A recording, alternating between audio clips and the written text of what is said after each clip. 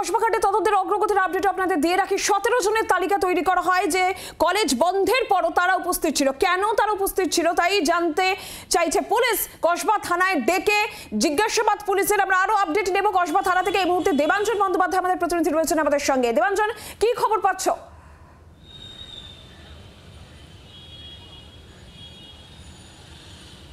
নীলাঞ্জনা, এই মুহূর্তে আমি দাঁড়িয়ে রয়েছি কসবা থানার সামনে এবং আমি আমার ক্যামেরা পার্সনকে দেখাতে বলবো যে কসবা থানার ভিতরে যে 17 জনের যে তালিকা তৈরি হয়েছে, অর্থাৎ 25 তারিখ রাত 8টা থেকে 10:50-এর মধ্যে ঘটনার পর তারপর দিন 26 তারিখে যখন কসবা থানায় প্রথম অভিযোগ করা হয়, তারপরে পুলিশ 8টার মধ্যে ধরপাকড় শুরু করে। কিন্তু তার মধ্যে এই যে 25 তারিখ রাত থেকে 26 তারিখের মধ্যে পুলিশ যে সিসিটিভি ফুটেজ এবং সিডিআর খতিয়ে দেখে তারা কিন্তু অনেক তথ্য হাতে এসেছে এবং তাতে দেখা গেছে 17 জনের একটা তালিকা তারা তৈরি করেছে পুলিশ।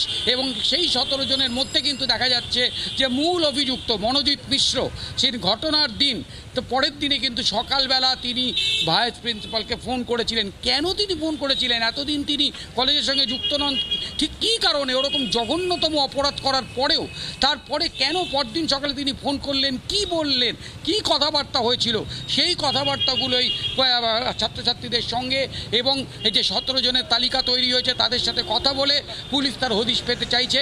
এবং ডিসি এসএসডি বিদিশা কলিতা দাশগুপ্ত তিনি নিজে রয়েছেন এই জেলায় এবং তার যে ছাত্রছাত্রীরা এসেছিলেন তাদের কয়েকজন কিছুক্ষণ আগে পুলিশের সঙ্গে কথাবার্তা বলে তারা কসবা থানা চত্বর ছেড়েছেন এবং বাকি আরও এখনও কয়েকজন রয়েছেন ভিতরে, তাদের সঙ্গে কথা বলে যে ঠিক কী ঘটনা ঘটেছিল এবং ঘটনার দিন কাদের সঙ্গে এই মনোজিৎ মিশ্র ওরফে ম্যাঙ্গো তিনি যোগাযোগ করেছিলেন, যোগাযোগ করে ঘটনার বিন্দুমাত্র আভাস দিয়েছিলেন কিনা, এই সবগুলো কিন্তু খতিয়ে দেখে ফরেনসিক রিপোর্ট খতিয়ে দেখে পুলিশ কিন্তু একদম যে অপরাধের যে মূল জায়গা শিকড় সেখানে পৌঁছতে চাইছে এবং থানার ভিতরে এখন তারই সেই তত্ত্ব তালাশ চলছে।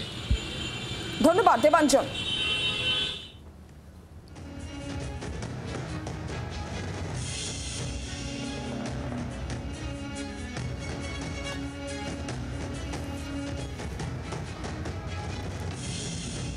আজকে কসবা থানায় গিয়েছিলেন সিপি, তিনি কি বলেছেন শুনবো।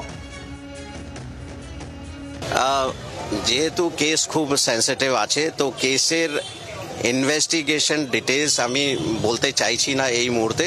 খুব ইম্পর্ট্যান্ট, মানে আমাদের কাছে প্রচুর ডেটা এসছে, ওটা অ্যানালিসিস হচ্ছে। কোনোভাবে যাতে তদন্তের কোনো রকম কোনো এফেক্ট না পড়ে সেই জন্য এখানে বলা উচিত হবে না। তো ইনভেস্টিগেশনের ব্যাপারে আমি কিছু বলবো না এই মুহূর্তে। But yes, all necessary actions जा एक्शन करा दरकार आज जो एक्शन पुलिस को लेना चाहिए वो अभी तक लिए गए हैं।